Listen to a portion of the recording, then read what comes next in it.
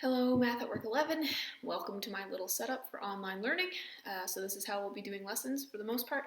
I'll be doing some screen recordings here of PowerPoints and we'll talk through them. And anytime we need to do some calculations and kind of show you how questions are going to be done, we will use this handy little whiteboard. Okay.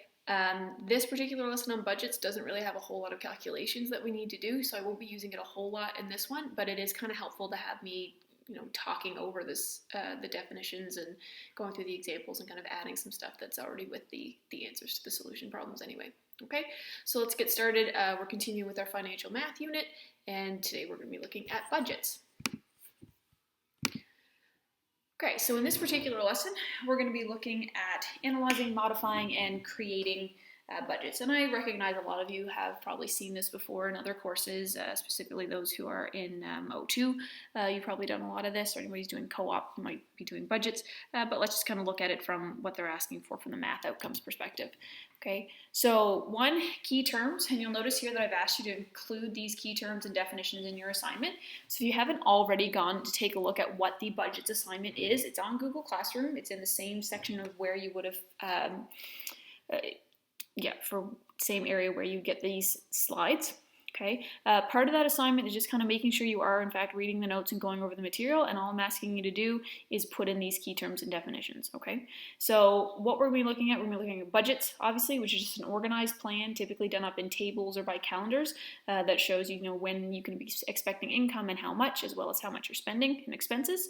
When we talk about a balanced budget, we're talking about a budget where the income and the expenses are equal, so money in is equal to money out. You've got nothing left over and you're not, minus money, right? When we're talking about income, any money that's being made or credited during a budgeting period, right? So this could be paychecks, this could be tips, this could be gifts, this could be babysitting money, whatever it is, okay?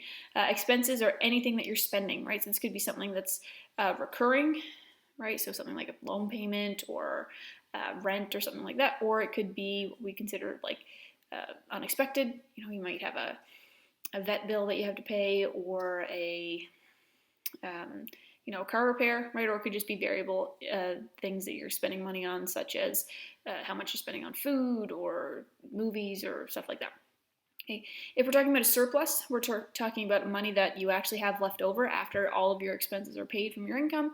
And when we're talking about a deficit, it's how much money you're short by, right? How much extra money do you need to come up with per month to be able to make your expenses, okay? So those terms and definitions should be included in your assignment that you're going to submit. Okay, so the first thing we're going to look at is tracking spending. So in our lesson before March break, we looked at bank accounts, right? And being able to kind of check through and say, okay, well, which of these are debits, which of these are coming out of my account, which of these are credits being added to my account, which of these involve fees based on the account that I have, right? And can we, double check and see what our balance should be, right? Because sometimes it's not always perfect and we want to make sure that no errors are being made. So it's good to kind of check your bank statements every now and again, okay? The other good thing about being able to go over your bank statements is actually look at tracking what you're spending money on or what money's coming in, right? Taking a look at every monthly statement saying, well, this month I spent this much money at McDonald's versus this much money at Tim Hortons, and how can I cut back, or is this enough, or that kind of thing, okay? So by looking at your spending, you can get an actual realistic idea about how much you're actually spending on particular items, right? So, or how much you're spending in gas, or how much you're spending on entertainment, or how much you're spending on a car, or food, or savings, or what have you, right? Taking a look at what's what and how can you budget accordingly, okay? So when we talk about those types of expenses, you've already heard me talk about them a little bit before.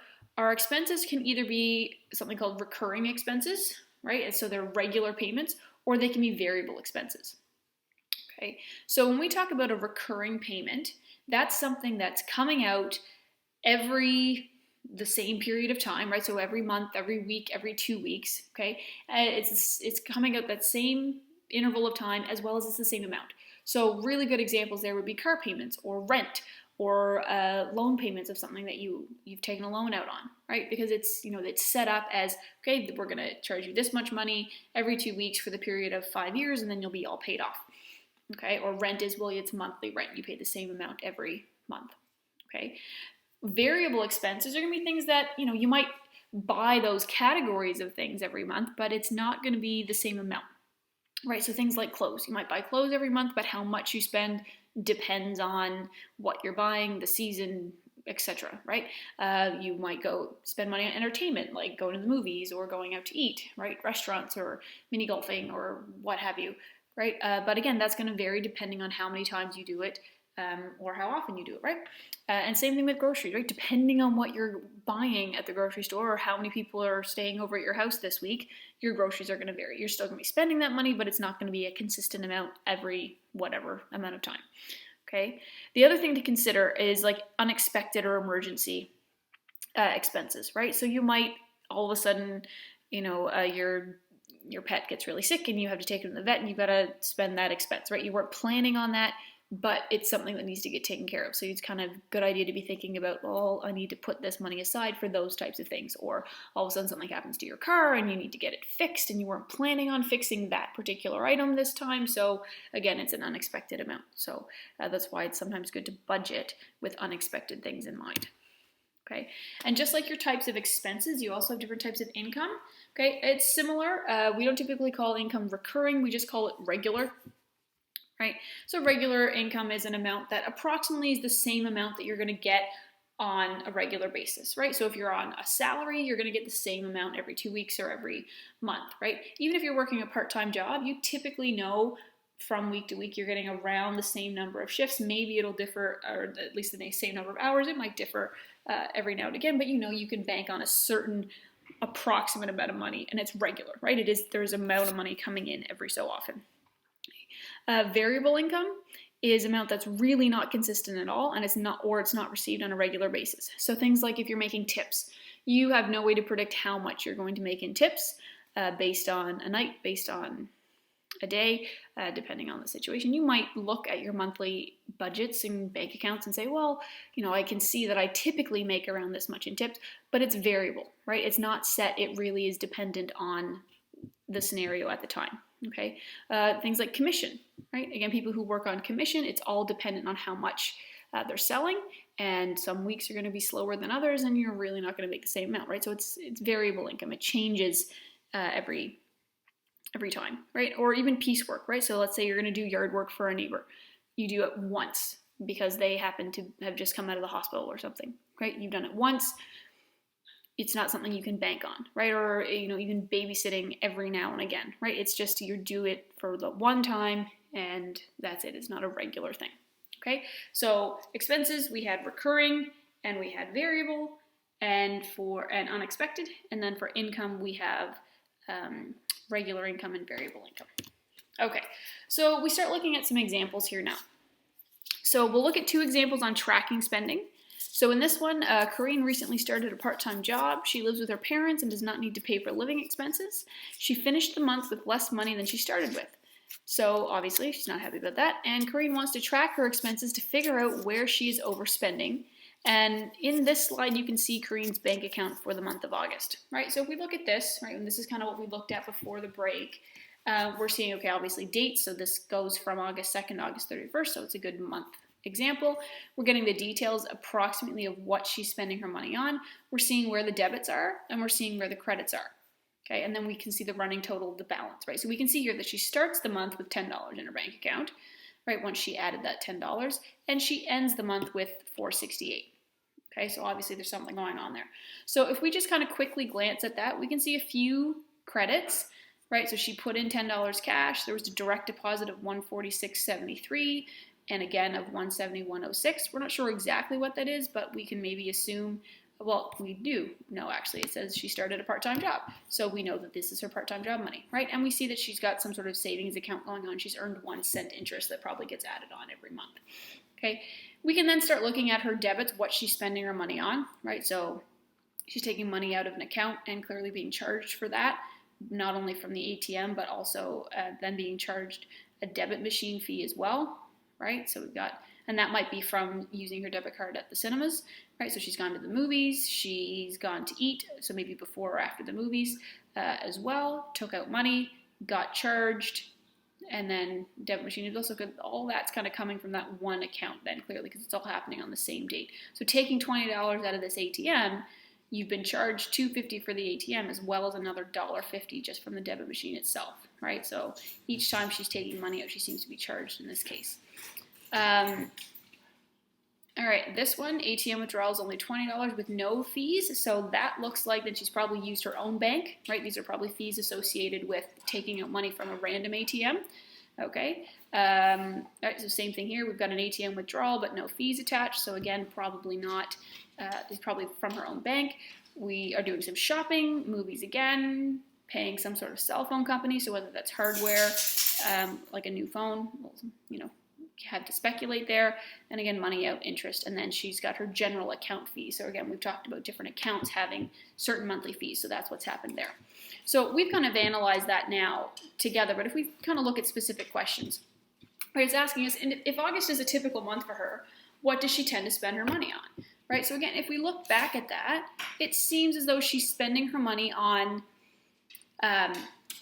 like going to the movies, as well as some clothes, and it looks like we've got some cell phone, either a bill or something like that, okay? So, and then there's a lot of money that's also being withdrawn from cash, right? So 20, 20, 20, and 40, and another 20. We just don't know exactly what that's being spent on, right? So she is taking a lot of money out for cash. We just don't know what it's on, okay? So that's kind of where we're spending money, right? So movies, a little bit of food, but not really, right? So it's movies, clothes, cash, purchases, and a cell phone, okay? If we were then to organize her spending patterns into categories, we would, and then classify them as regular or variable, again, what we could take a look at, I'm just going to show you my typed up answers here, is that we could put them into an entertainment category, right? Where that include her 2 trips to the movies, as well as that restaurant or fast food place that she was at. And that category would be considered variable, right? Because it could change from month to month, and it depends on how many times you go to the movie or go out to eat, right? The cell phone, okay? So that was a big purchase in the month, and now either that was the purchase of a cell phone or it was some hardware, right? But if we're spending money at a cell phone place, it kind of implies the fact that you have a cell phone and you're going to have a cell phone bill, which would be a regular expense. Okay, so whether it's that amount or not, she's spending a monthly amount on some sort of cell phone. Okay, clothing would be another thing that she spent quite a bit of money on there with the Just Jeans, right? And again, that would be considered a variable expense because again, it's going to change depending on what she buys. If she's not buying jeans, if she's just buying something else, it could be cheaper. Okay, then you've got another category to almost consider here is bank fees, right? If you added up all of those fees from back here, right? Like ATM charge, debit machine fee, ATM charge, debit machine fee, as well as the account fee itself, we've got $17, almost $17 being spent there just on bank fees, right? So it's almost a category in and of itself saying, okay, well, you need to figure out, you know, what are you planning on spending for bank, on bank fees, okay? So I mean, like the monthly one is something you can budget for and say, I know it's going to be this much, but those ATM charges are going to be considered a variable because depending on how many times you take money out of a non-your bank ATM. Okay. The other thing to look at is what other categories should Corrine think about if she's hoping to control her spending and create a good budget. So again, if you're trying to create a good budget, one, you want money in equal money out. So obviously that didn't happen for her because she ended up with less money in the account than what she started with. Okay.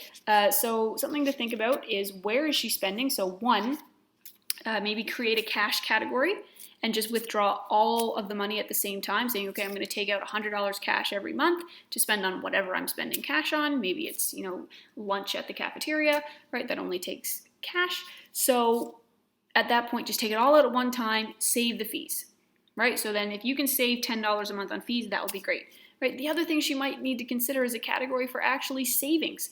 Right? So, I mean, if she's, you know, starting a part-time job, still living at home, maybe she wants to save to get her own place. Maybe she's trying to save to go for tuition for post-secondary, right? Maybe she's trying to save for a car, right? Or even things like putting in a category for transportation here, right? Does she need a bus pass? Is she going to be paying for cabs? Does she need to budget gas money to give her friends who are driving her around places, right? So those would be other categories to kind of think of as you're creating your budget, right? Don't just look at only what you are spending, think about what you could potentially need to be spending as well. Okay, so our second example here in tracking spending. So Janice had the following income and expenses during the past month, right? So we're just being given a list of what everything is. It's our job to figure out what's income and what's expense, and then classify them as either regular or variable. Okay, so again, if we're looking through this, right, paycheck, that'll be income. Gas, that'll be an expense. Cell phone bill, expense. New boots, expense. Paycheck, that's income. A birthday gift from your grandparents, that's income. Car loan payment, that's an expense. A new hard hat for work to replace your lost hat, that's an expense. And eating out is going to be, again, an expense. Okay, so if we look at that, I've just kind of tallied that there, right? So income is your paycheck twice, and the birthday gift, and these are your expenses here that we just talked about. Okay, it's then ask us to label those the incomes as either regular or variable. So again, our paychecks, we notice that it's the same amount, right? Twice, so it's a regular amount. Okay, so it's happening a couple times a month. Right, so you're probably being paid either bi-weekly or semi-monthly, and it's the same amount. So we can consider that income as regular. Everything else would almost, we're talking about just the income there. And then variable, right? So this birthday gift from your grandparents, in my opinion, you can kind of label this two ways. It's variable in terms of a monthly budget, because obviously you're not having a birthday every month and getting $100 a month from your grandparents. However, you could think of it as a regular expense if you're thinking about your yearly budget. You know every year that your grandparents are sending you $100, so you can bank on that extra little bit of money in that particular month, right? So potentially, but I mean, you could kind of make the case for both, okay? We're then asked to look at the expenses and classify them as recurring, variable, or unexpected, okay? So again, recurring, it's happening, it's the same amount happening every period of time, right? Variable is something you're spending money on, but it could change from month to month, and unexpected is something you didn't plan on spending money on at all that month. So if we go through there, gas, that would be variable, okay? Your cell phone bill, that would be recurring, right? It might change in terms of the cents from month to month, but it is a regular expense that's happening every month. Okay, your new boots, that's variable. You're probably not buying new boots every month, but you still might be buying a different type of clothes or something every month, so that category would still be there, but as variable. Your car loan payment, okay, that's going to be a recurring expense. It's the same amount every month. Your new hard hat for work to replace your lost hat, that's going to be an unexpected expense. You were not planning on losing your hard hat, okay? And then eating out, that would be, again, considered variable. It's going to depend on the day and how much you actually, or depend on the month, sorry, and how much you actually are eating out. Okay? All right. So again, there's that kind of answers there. So if you're not listening to the video and you're just kind of wanting to go back and look at the slides, that's just kind of the main answers there, just without as much explanation with them. Okay, so these are the try-it-yourself questions in terms of tracking spending. So if you're watching this as a video, now's the time where I'd want you to pause it, attempt the questions that are there on the next slide, okay? And then it says I've got a separate video going over the answers. I don't actually have another video. I just have a document, again, that's on Google Classroom. So if you're really wanting to check your answers, then go back and check that document to see if you've got them right. If you feel fine, don't bother, okay? If you're just reading the slides, which obviously you wouldn't hear this anyway, just try the questions and then there's a separate document if those answers you get stuck, okay? These try-it-yourself questions, again, are all going in the assignment that you're sending me. Okay, so you've got your definitions that you've done, and now you're attempting these try-it-yourself questions, okay, and those are being done and sent in to me, okay, so just keep that in mind. Okay, so you've got that question and that question, so there's two try-it-yourself questions, and we're just going to keep going. So the next kind of subtopic when it comes to budgeting is savings. Right, so a big idea when you're creating a budget is putting a certain amount away for savings, okay? So the savings could be things like wanting to buy, saving up for a house, or saving up to move out of your parents' house into your own apartment where you need first and last month's rent, or you need a damage deposit. Maybe you're trying to buy a car, right, outright and avoid the loan payment. Maybe you're trying to go on a trip, right? You're saving up for that. Maybe you are saving up for school, right? And you need the money for tuition, right? There's a lot of reasons why you might be saving. So it's a good idea to consider it when you're making a budget and seeing if it's, feasible for you. Again, it's not feasible for everybody. We have to be aware of that. Not everybody's making enough money to be able to set aside a certain amount for savings. But if you are, okay, a lot of financial experts recommend taking 10% of your paycheck and putting it aside into your savings, right? If you're able to do that, it's kind of a good financial leg up, okay? So going straight into a savings example, Okay, so here Carlos has made a list of his income and his expenses for 1 month, so we can see that clearly laid out in his table, right? So we just got a semi-monthly paycheck, same amount twice, and then he's listed all of his expenses here. Okay, so rent, food, entertainment, utilities, transportation, clothing, his cell phone bill, and some miscellaneous. Okay, he plans to put any of his extra money into savings. Okay, how much does he actually have? Right, so to figure out our savings at this point, all we need to do is take our income and subtract our expenses, right? So our income here is our 2 paychecks of $539.92, right? Giving us our total income of $1,079.84, right?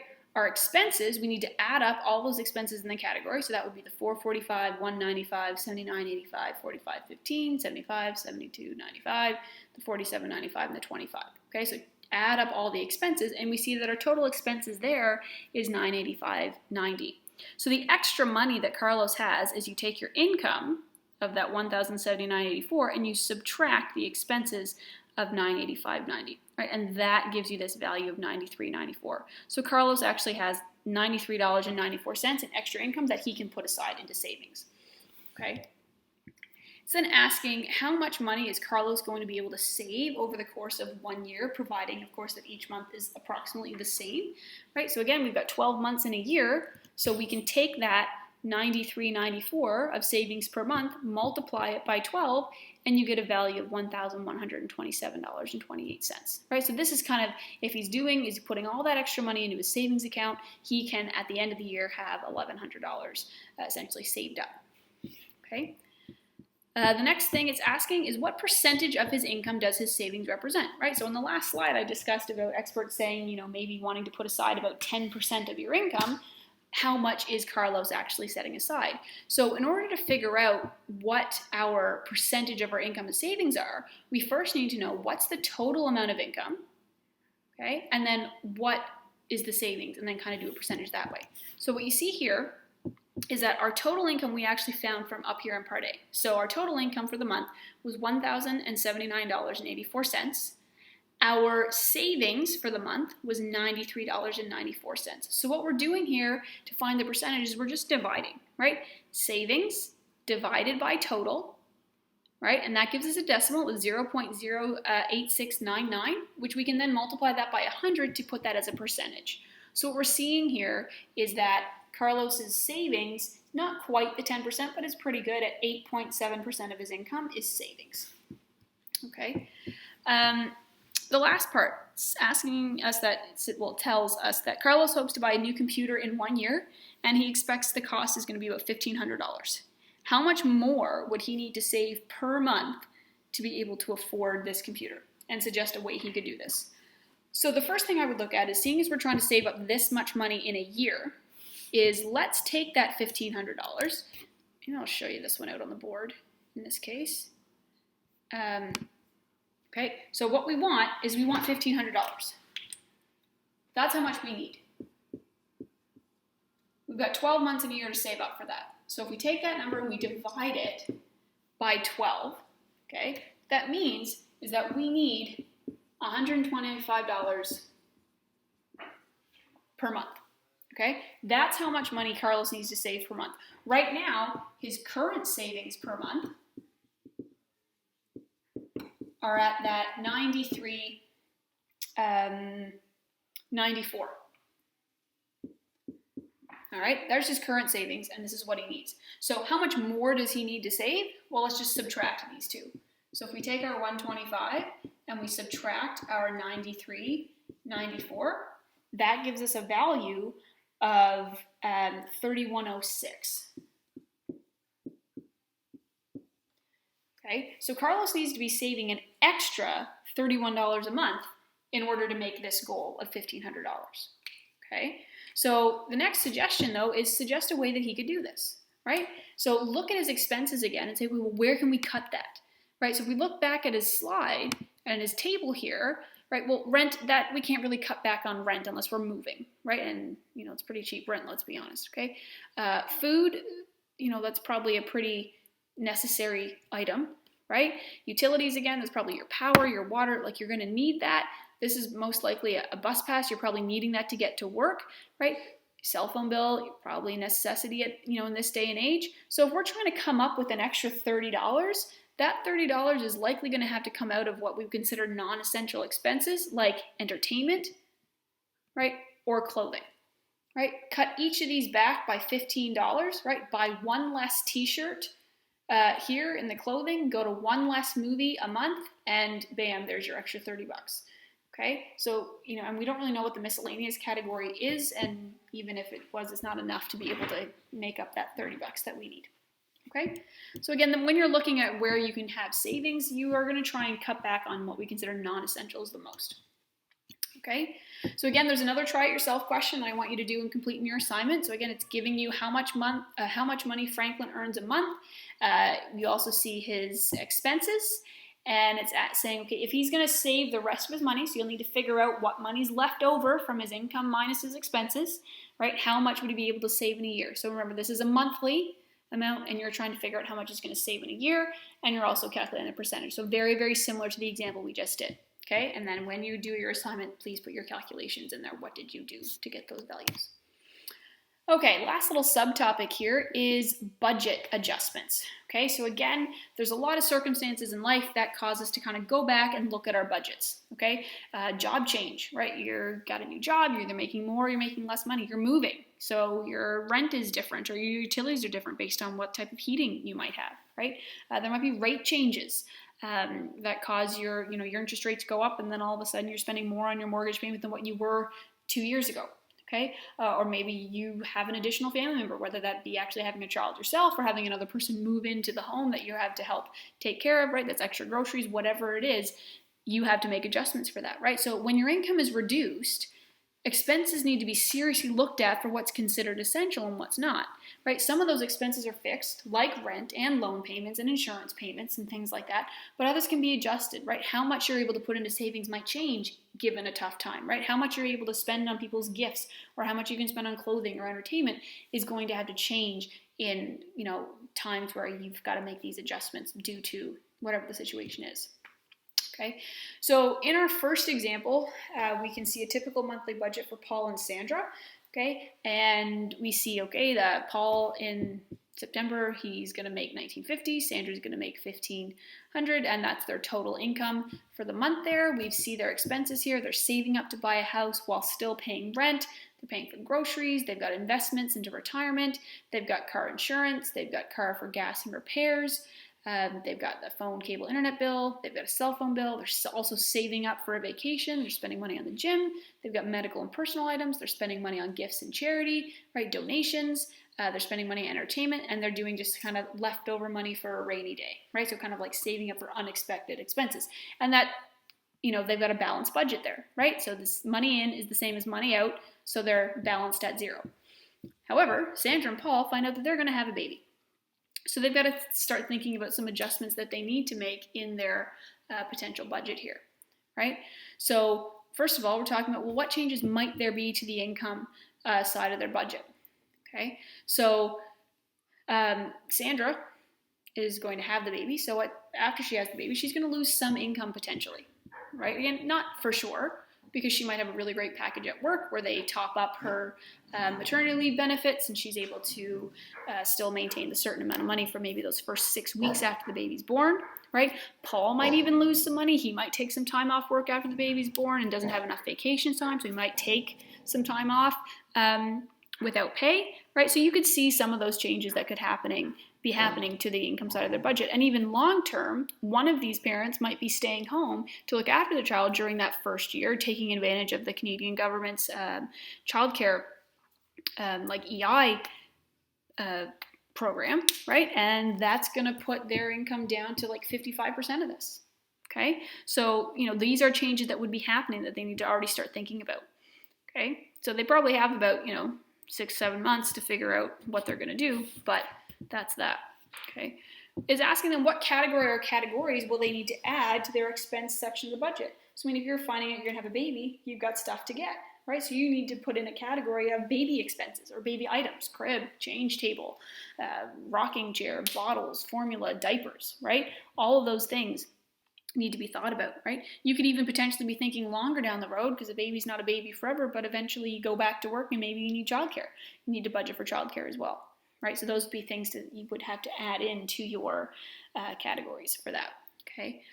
In terms of modifications, right, what would they need to make their existing expense estimates? Okay, so what I talked about here is that, well, if their income is going to drop, then their expenses are going to need to drop in order to maintain that balanced budget. So if we go back and we look at, well, what's going to potentially go up and what's going to not, right? So if we go here, okay, well, the rent's not going to change. Their savings to buy a house, that might have to change, right? But I mean, if they're really saving up for that, they probably want to stay on track, right? Groceries, that's going to go up because now you're buying for 3 instead of buying for 2. Okay, like baby food, diapers might go in your grocery bill. So that amount's also going to increase. Your investments for your retirement, you don't really want to touch that, right, if you don't have to. Okay, your car insurance can't be changed. Your car for gas and repairs, again, you can't really change that. Your phone, internet, cable, I mean, unless you're going to go without it completely, that's not really able to change. Cell phone bill, no. Gym, that might be able to change. You're saving for a vacation, you might be able to adjust some there. You might say, all right, well, right now we got a baby, that's more important than our vacation, so we might need to deal with that. Your personal medical items, again, that's probably going to go up as well, right? With the baby, they're going to need their own stuff as well.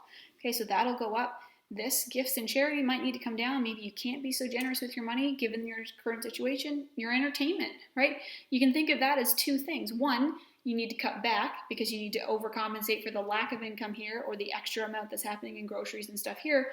Or you actually have to budget more for this because now with a child, your entertainment includes having to pay a babysitter, right? So there's kind of stuff that's there. And your leftover money for a rainy day, well, this might be your rainy day. Right, this much might actually have to go to your actual, baby now. All right, so that might have to be an adjustment. Okay, so in these answers, I've kind of just talked about a couple of those things I mentioned. Right, so saying entertainment might go up because you're paying for a babysitter.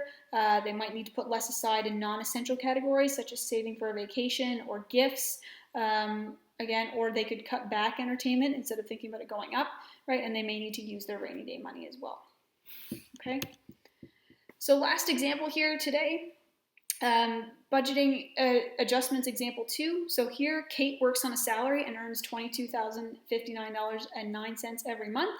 Okay, so it's salary, so she knows she's getting that much every month. She kept track of her monthly expenses for a period of 6 months. Okay, so she looked at her bank account statements and she kind of put everything in categories and said, this is what I'm spending my money on. Okay. Use the information provided in the table to calculate her average monthly expenses in each category for the 6-month period. Okay, so what you would need to do here is for each month, you can kind of look at this a couple ways. One, you could look at average expenses per month, which is what I think I did in my examples, but now I'm realizing it's actually asking you for average monthly expenses under each category. So we'll just kind of have to edit that here in the video now, right? But you could add up expenses per month, right? Add up all of your expenses, add up here, add up here. And if you do that, right, you'll see that the expenses for April, 1510, for May, 1587, for June, 1665, July, 1960, August, 1680, September, 1560. And to find your average, you could add all of those up and divide it by 6 because there were 6 months, which shows that on average, Kate is spending around $1,660.33 per month. Okay? If we were to look at it in terms of the actual average expenses by category themselves, all right, I'll do this one on the whiteboard, seeing as I forgot to do it in my notes. All right, so if we're looking at that one,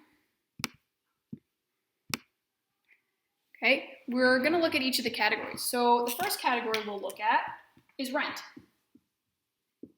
Now, if we looked at the table, and we're kind of going to just have to go back and forth here, if we look at the table here, the table is showing us that we are spending $450 a month every month, right? So rent, the average is not changing. It's always $450, right?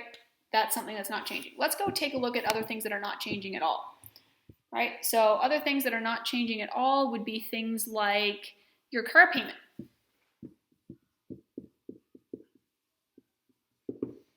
Okay, so your car payment is there at $175 every month without fail.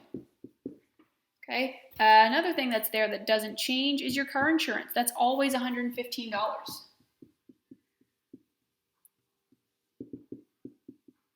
right? Every month. Okay, everything else is going to have to be tallied and averaged out. Okay, so for utilities,